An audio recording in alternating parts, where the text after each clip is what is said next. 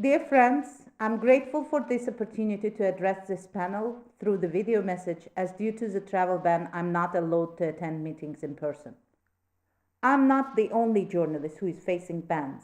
Like in the old Soviet times, dozens of government critics, journalists, civil society activists, and politicians are banned from traveling abroad. The country has literally become a prison. Like during the Cold War, Radio Free Europe, Radio Liberty, a US Congress funded media outlet, is banned on local frequencies.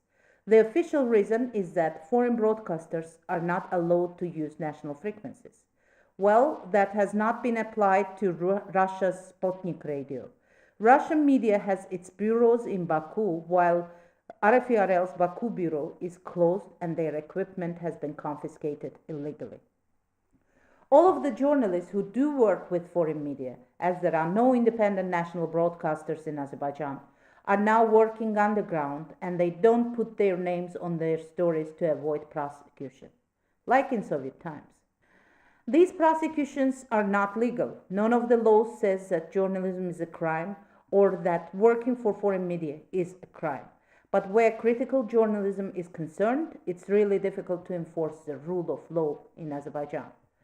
Journalists are prosecuted with charges like hooliganism, like my colleague Seymour Hazi. Blogger Ilkin Rustamzadeh is serving his 4th year in prison for calling people to attend a rally against corruption in the army.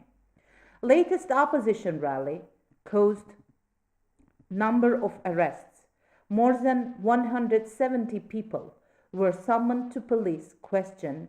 More than 2 dozens of them were arrested and sentenced with different excuses. If you read the list of political prisoners with 119 confirmed cases of political arrests and about 3 dozens of potential cases, you will be amazed on how blatant the oppressive regimes can be and how far their imagination goes.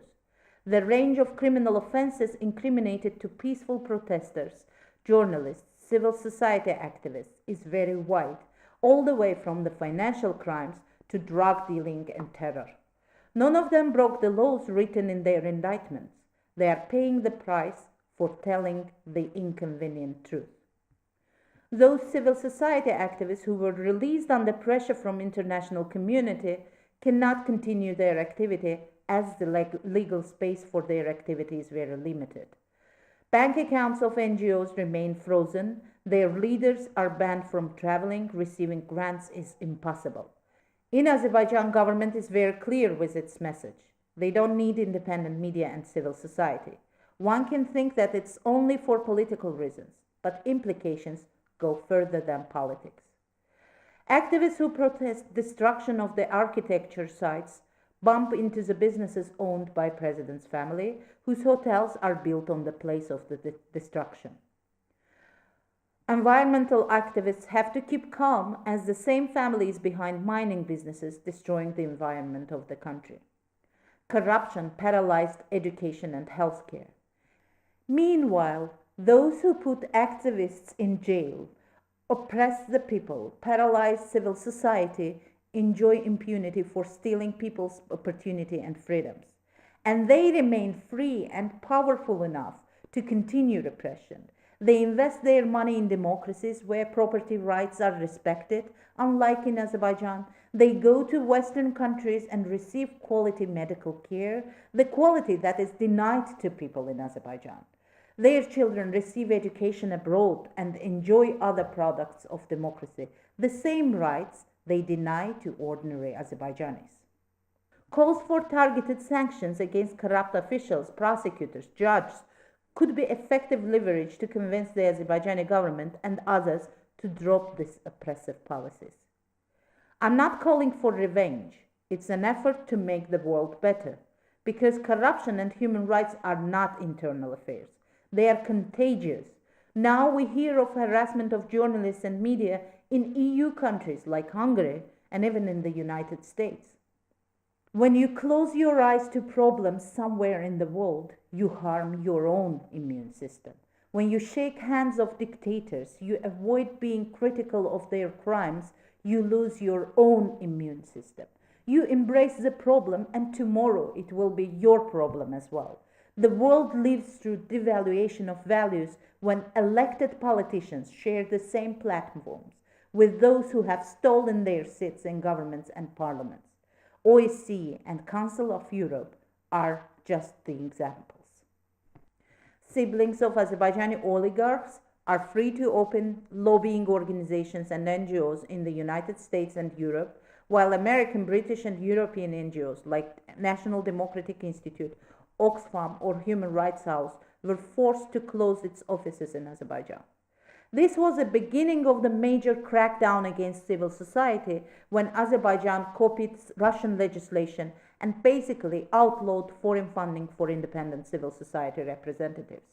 Arrests of civil society leaders followed. Now, independent civil society is disabled in Azerbaijan on institutional level. Human rights activists, researchers are working without offices, carry out individual service facing the risk of arrests and retaliation for exposing the problems in Azerbaijan.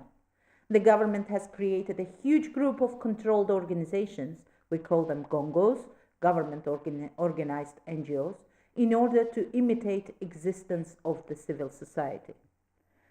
It is very difficult to help the country to develop when they are in the state of denial.